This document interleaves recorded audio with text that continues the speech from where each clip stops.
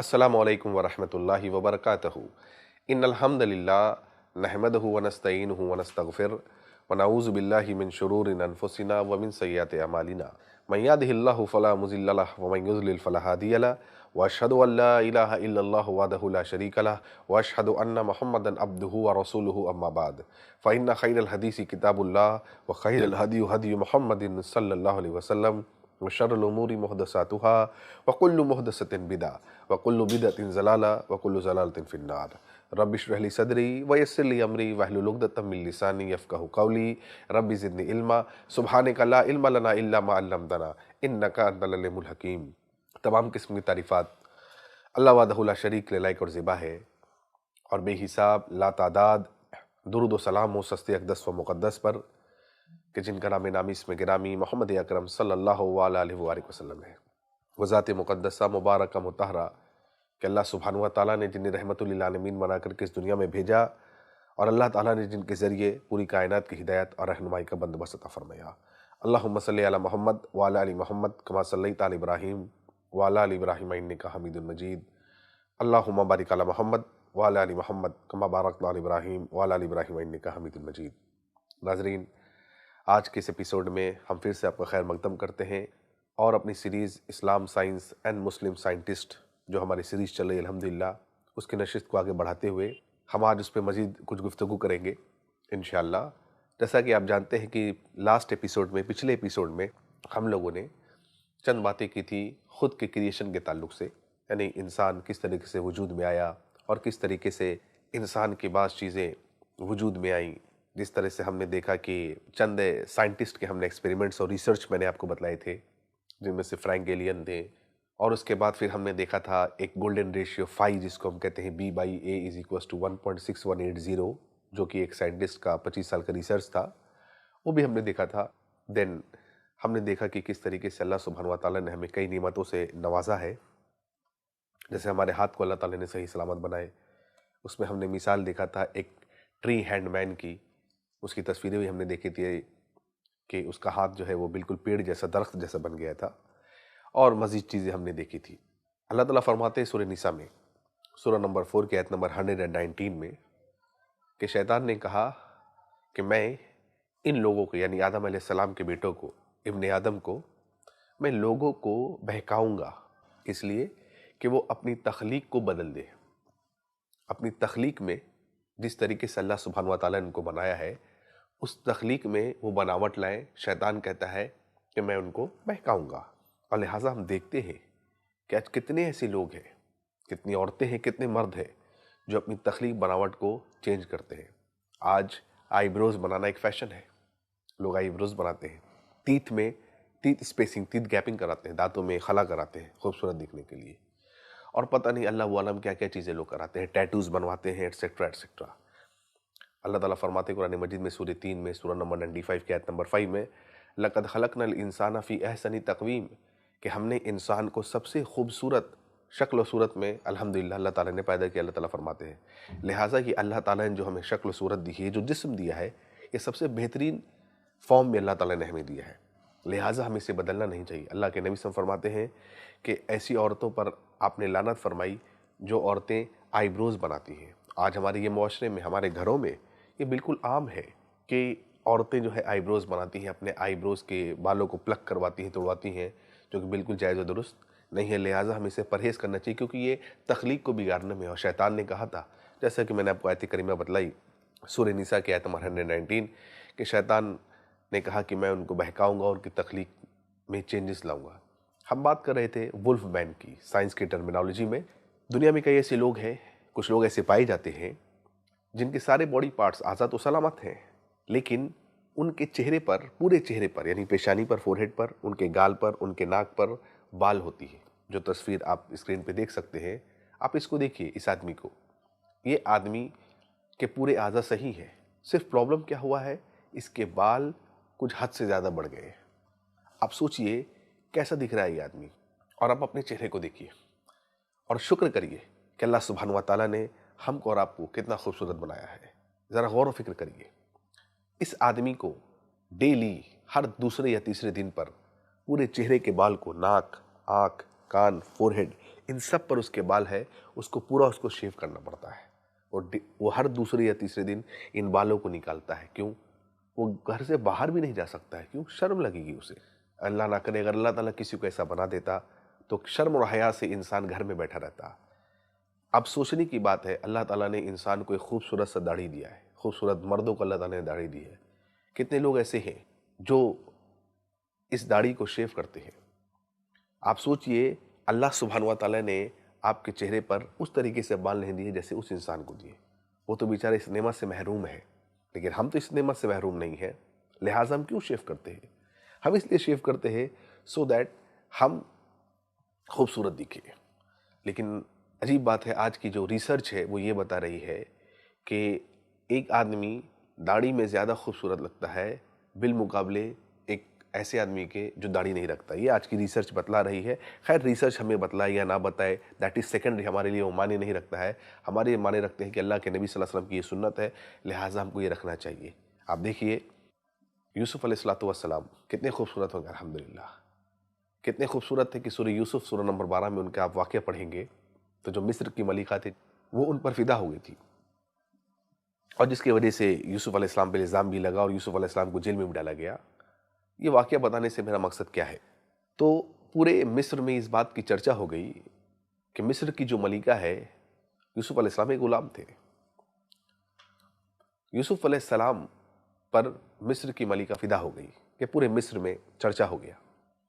तो उस मलिका ने अपनी सारी दोस्तों को बुलाया और उनके हाथ में एक छुरी और एक नींबू या कोई फल दे दिया और कहा कि यूसुफ अलैहिस्सलाम जब गुजरेंगे तो ज़रा आप छुरी से इस नींबू को काट देना। तो उन्होंने कहा कि ये क्या बड़ी बात है, ये तो बिल्कुल आसान है। तो कहा आप करके दिखाए। लिहाजा जब यूसुफ अलैहिस्सलाम गुजरे वहाँ से, तो जितनी औरतें थी जिनके हाथ में नींबू और छुरी था, उन्होंने यूसुफ अलैहिस्सलाम की खूबसूरती की तरफ वो इतनी माइल हो गई, इतनी खो गई कि वो लोग अपनी उंगलियां काट बैठी। अब ज़रा गौर करिए, ज़रा ध्यान दीजिए। कई मरतबा आपने ये बात सुनी होगी, लेकिन ज़रा कभी आपने इस पर गौर किया है?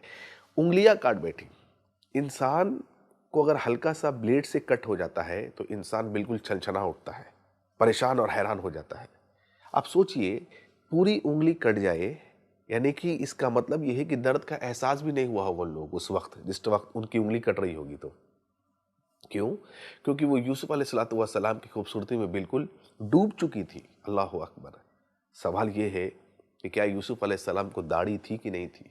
अल्हम्दुलिल्लाह, यूसुफ अलैहिस्सलातु वस्सलाम को दाढ़ी थी। हर नबी को अल्हम्दुलिल्लाह दाढ़ी थी। ये अंबिया की सुन्नत रही अल्हम्दुलिल्लाह।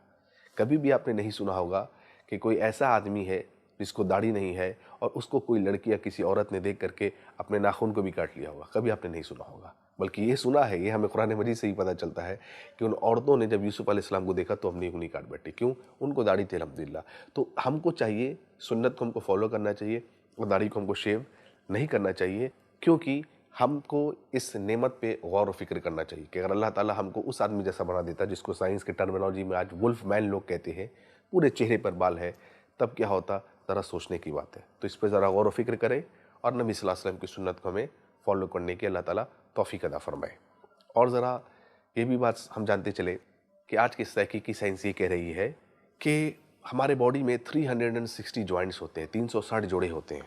ये किसने बताया है? साइंस ने नहीं। सही मुस्लिम की हदीस है अल्हम्दुलिल्लाह।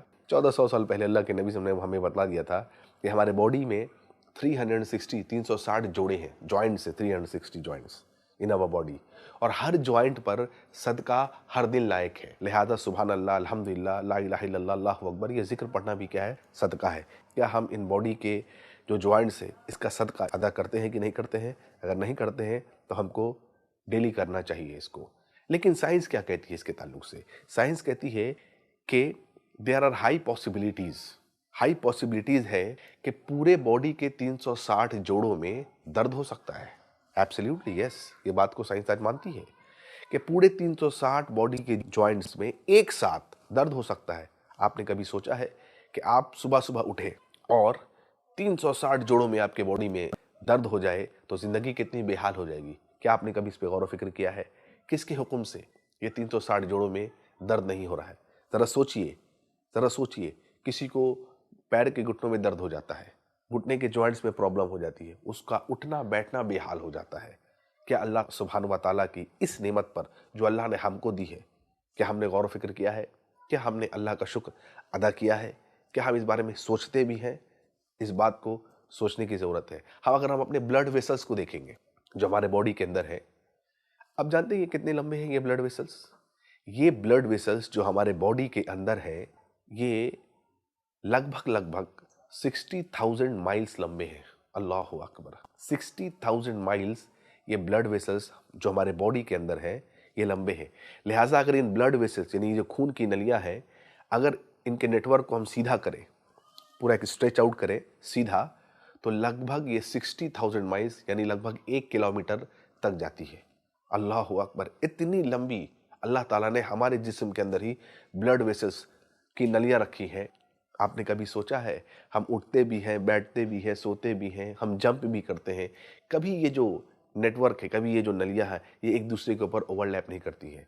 आप देखेंगे कि जो लोग हेडफोन यूज़ करते हैं मोबाइल्स में, आप हेडफोन्स की जो वायर होती है उसको आप यूं करके अपने पॉकेट में अगर रख लें और कुछ घंटों बाद आप निकालें, तो आप देखेंगे ये वायर जो है एक दूसरे में ट्विस्ट कर जाती है, बिल्कुल उलझ जाती है। उसको आपको सही करने में काफ़ी वक्त लगता है।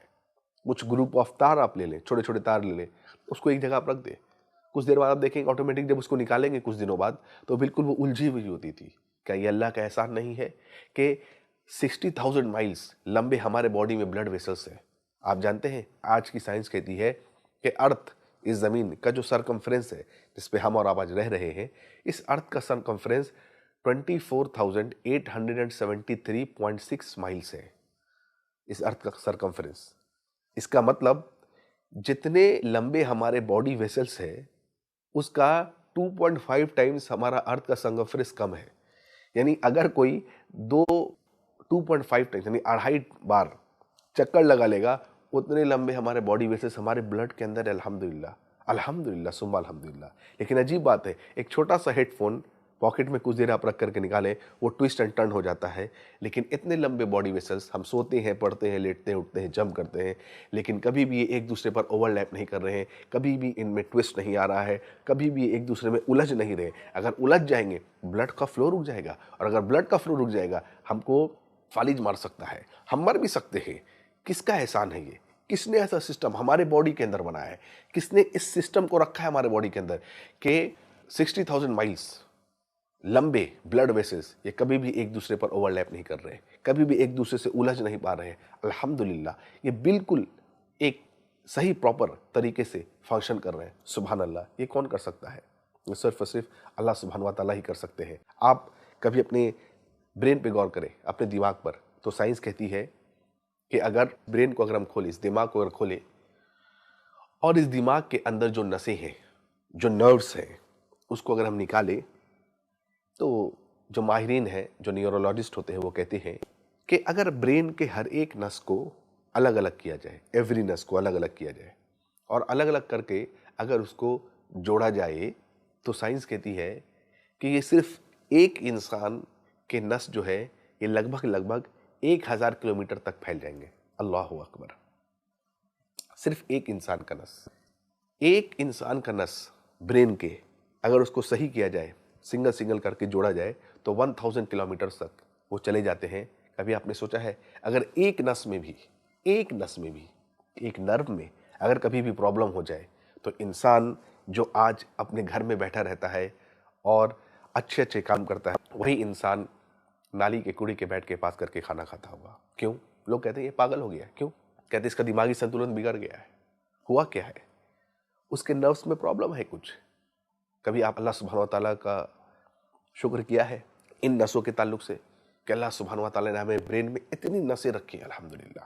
अगर एक में कभी प्रॉब्लम हो जाए तो इंसान का खात्मा हो सकता है, इंसान पागल हो सकता है। बाज़ लोगों को ब्रेन का प्रॉब्लम हो जाता है।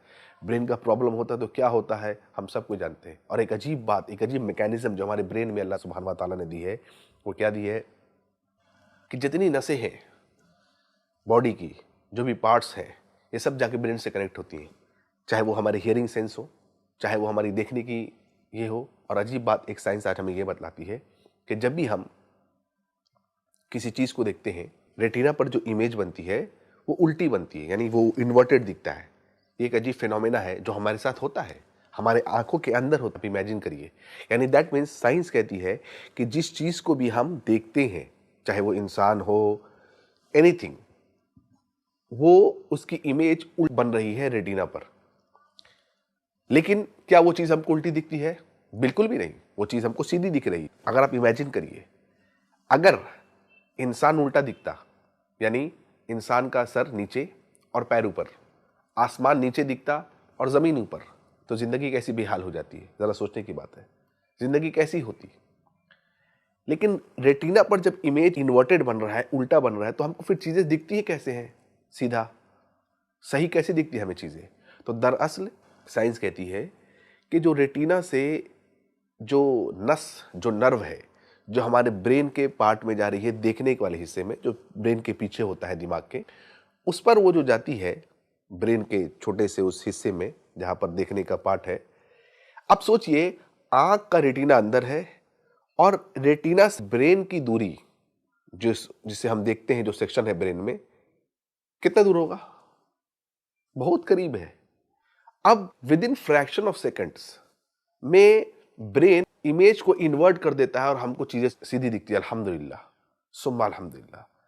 मैं पर्सनली, मैंने खुद कई डॉक्टर से मैं मिला हूं जो रेटिना स्पेशलिस्ट हैं। मैंने उनसे मुलाकात की है मेरी। तो मैंने उनसे ये सवाल पूछा कि डॉक्टर साहब, आप मुझे ये बताएं कि रेटिना पर जो इमेज बनता है ये उल्टी बनती है, ये साइंस बताती है, हम जानते भी हैं, फिर हम चीज़ों को उल्टा क्यों नहीं देखते? चीज़ों को हम सीधा क्यों देखते हैं?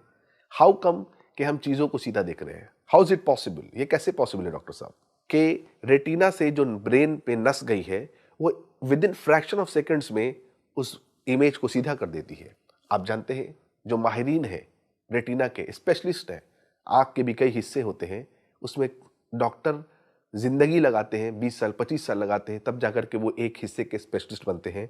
तो रेटिना स्पेशलिस्ट जो डॉक्टर से, उन्होंने मुझे जवाब दिया कि साइंस का इसके पास कोई आंसर नहीं है। अल्लाह अकबर। वो कहते हैं साइंस यहाँ पर लाजवाब है और खामोश है। हम डॉक्टर्स के पास कोई ये नहीं है, हम बस यही कह सकते हैं ऐसा होता है। क्यों होता है, अब तक साइंस के पास कोई जवाब नहीं है। आप सोचिए, एक स्पेशलिस्ट का ये जवाब है। वो कहता है कि साइंस के पास इसका कोई आंसर नहीं है। ये किसके तरफ से है? किसके तरफ से है कि इमेज ब्रेन में जाकर के इन्वर्ट हो जा रही है, सीधी हो जा रही है? ये कौन कर रहा है?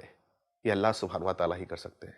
अल्लाह के अलावा कोई ऐसी जात नहीं है जो कि ब्रेन के इस फंक्शनिंग को ऐसा कर दे, वरना हमें चीज़ें उल्टी दिखती। क्या आपने कभी सोचा कि अगर इस नस में प्रॉब्लम हो जाए तो ज़िंदगी हमारी कैसी हो जाएगी? क्या हमने इस पर अल्लाह सुब्हान व तआला का शुक्र अदा किया है कि नहीं किया है? अल्लाह ताला फरमाते हैं ना, सूरह फुसिलत सूरह नंबर 41 आयत 53 में, सनूरिहिम आयातिना फिल आफाकी व फी अनफुसिहिम, हम उनको उनकी जानों के अंदर निशानियां दिखलाएंगे। क्या ये हमारी जानों के अंदर निशानियां नहीं है? क्या ये काफ़ी नहीं है कि हम कबूल करें कि अन्नहुल हक, यही हक है? क्या ये काफ़ी नहीं है हमको ये मुतवज्जा करने के लिए? क्या ये बात काफ़ी नहीं है कि हम कुरान मजीद का तिलावत करने लगे, हम कुरान मजीद को पढ़ने लगे, हम कुरान मजीद को समझे, इस पर गौर व फिक्र तदब्बुर करें? क्या इतनी बातें हमारे लिए काफ़ी नहीं है? क्या हमने ये नहीं जानते हैं कि कायनात ख़त्म होने वाली है एक दिन? ये जितनी चीज़ें हैं, हम जो हमारे सिस्टम अल्लाह ने हमको दिया है, ये सब एक दिन फना होने वाली है। क्या हम ये नहीं जानते हैं? हम जानते हैं कायनात ख़त्म होने वाली है। अल्लाह के नबी सब फरमाते हैं, देखिए ये हदीस में कैसे एक मिरेकल है, अल्हम्दुलिल्लाह। अल्लाह के नबी से फरमाते हैं कि जब इसराफिल अलैहिस्सलातु वस्सलाम जब सूर फूकेंगे, तो वो सूर की आवाज़ की वजह से द कायनात, क़यामत बर्पा हो जाएगी और एवरीथिंग विल ख़त्म, एवरीथिंग विल फिनिश, हर चीज़ ख़त्म हो जाएगी। क्यों? कैसे कैसे ये पॉसिबल है? अल्हम्दुलिल्लाह, ये हदीस भी एक साइंटिफिक मिरेकल है। कैसे? हम जानते हैं, आपने देखा होगा कि एक फ्लाईओवर ब्रिज आपने हर जगह देखा होगा।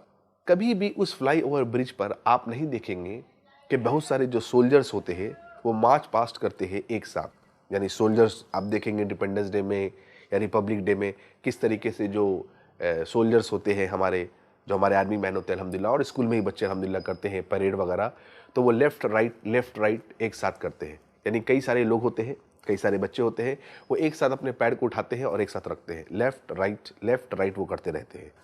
कभी भी ब्रिज पर ये सोल्जर्स आपको मार्च करते हुए नहीं दिखेंगे। क्यों?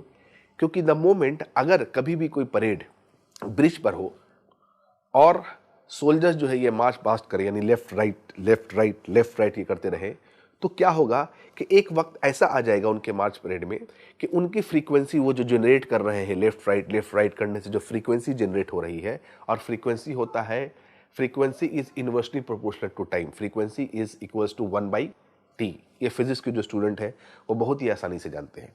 नाजरीन को मैं आसानी के लिए मैं बता रहा हूँ कि फ्रीक्वेंसी किसको कहते हैं। फ्रीक्वेंसी इज 1/t, यानी 1/टाइम, 1/टाइम को हम लोग कहते हैं फ्रीक्वेंसी। यानी जब टाइम पीरियड बढ़ता है तो फ्रीक्वेंसी घटती है, and vice versa. Physics students के लिए बहुत आसान है। तो अगर वो लेफ्ट राइट एक साथ करते रहे तो हैरानगी की बात जानते क्या होगा, उनके लेफ्ट राइट करने से जो फ्रीक्वेंसी निकलेगी वो फ्रीक्वेंसी धीरे धीरे ब्रिज की फ्रीक्वेंसी से मैच कर जाएगी। एंड द मोमेंट ब्रिज की फ्रीक्वेंसी से उनके मार्च पास्ट की फ्रीक्वेंसी मैच करेगी, the bridge will collapse, bridge टूट करके गिर जाएगा। अल्लाहु अकबर, ब्रिज टूट करके गिर जाएगा, क्योंकि उनकी दोनों की फ्रीक्वेंसी मैच हो गई। जिस दिन इसराफील इस्लाम सूर फूकेंगे तो जो सूर फूकने से जो फ्रीक्वेंसी पैदा होगी वो फ्रीक्वेंसी कायनात की फ्रीक्वेंसी से मैच कर जाएगी। एंड द मोमेंट वो फ्रीक्वेंसी कायनात की फ्रीक्वेंसी से मैच करेगी, द कायनात, the universe will come to an end. अल्लाहु अकबर। आप देख रहे हैं कितना मिरेकल, अल्हम्दुलिल्लाह, कुरान में और सही हदीस में। और पूरी कायनात खत्म हो जाएगी उस दिन। क्यों? उस साउंड की फ्रीक्वेंसी कायनात की फ्रीक्वेंसी से मैच कर जाएगी। ये तमाम तर हकायक है, ये निशानियां हैं जो अल्लाह सुब्हानहू व तआला हमें दिखला रहे हैं, हमें बता रहे हैं कि ज़रा गौर व फिक्र करो इस कायनात में, ज़रा गौर व फिक्र करो अपने नफ्सों के अंदर। तो अगर जितनी बातें हमने देखी एम्ब्रोलॉजी के ताल्लुक से, किस तरीके से हम वजूद में आए, हम किस तरीके से पहले नुतफ़ा थे, फिर किस तरीके से हम अलका बने, फिर किस तरीके से हम मुदगा बने, फिर किस तरीके से इजामा हुआ, फिर किस तरीके से लहम, फिर किस तरीके से एक न्यू क्रिएशन वजूद में आता है। तमाम तर चीज़ों को हमने देखा, हमने गौर व फिक्र किया अपने आप पर कि ना हमारा दुनिया में आने पर हमारा कोई इख्तियार है, ना ही दुनिया से जाने पर हमारा कोई इख्तियार है। अल्लाह का ये कानून है, अल्लाह सुब्हानहू व तआला का ये निज़ाम है। कोई भी साइंस, कोई भी टेक्नोलॉजी ऐसी ना पैदा हुई है ना क़यामत तक पैदा होगी जो एक बच्चे को बढ़ने से रोक दे। कोई भी ऐसी चीज़ नहीं है। बच्चा धीरे धीरे बढ़ता है, जवान होता है, जवानी पर बुढ़ापा आता है। क्यों? ये अल्लाह का निज़ाम है। ऐसा होता है और ऐसा होता रहेगा। और एक वक्त आता है जब इंसान मर जाता है। तो इन तमाम चीज़ों पर, इन तमाम हक़ाइक़ पर अगर इंसान गौर करे तो ज़रूर इंशाअल्लाह वो हक़ को कबूल कर लेगा। और कई बातें इंशाअल्लाह और आएंगी इंशाअल्लाह आगे आने वाले एपिसोड्स में, जिसमें हम अलग अलग मौज़ूआत पर भी इंशाअल्लाह ताला गुफ्तगू करेंगे। मिसाल के तौर पर हम बात करेंगे कान पर। ये जो ह्यूमन सेंस है, हमारे 5 सेंसों से एक है जो ह्यूमन ईयर है, इंशाअल्लाह उस पर हम बात करेंगे। ये जो ह्यूमन ईयर है ये एक बड़ा ही यूनिक चीज़ है अल्हम्दुलिल्लाह। जैसे मैंने बताया, हर एक चीज़ अल्लाह ताला ने जो हमारे जिस्म में रखा है ये बिल्कुल यूनिक है। ये जो ह्यूमन ईयर है ये यूनिक कैसे है? दरअसल अगर आप गौर व फिक्र करेंगे तो हम अगर कोई चीज़ याद करते हैं तो वो चीज़ हम बहुत जल्दी भूल भी जाते हैं। तो हम लिहाजा क्या करते हैं, उस चीज़ को बार बार पढ़ते हैं ताकि उस चीज़ को हम भूलें नहीं। लेकिन ये कान एक ऐसी अजीब मखलूक अल्लाह ने बनाई है जो हमें जिस्म में अल्लाह ताला ने दिया है कि एक बार हम किसी की आवाज़ सुन लें, चाहे वो बिल्ली की हो, कुत्ते की हो, इंसान की हो, गधे की हो, आप किसी की आवाज़ एक बार भी सुन लेंगे, ज़िंदगी भर आप उसकी आवाज़ को नहीं भूल सकते हैं।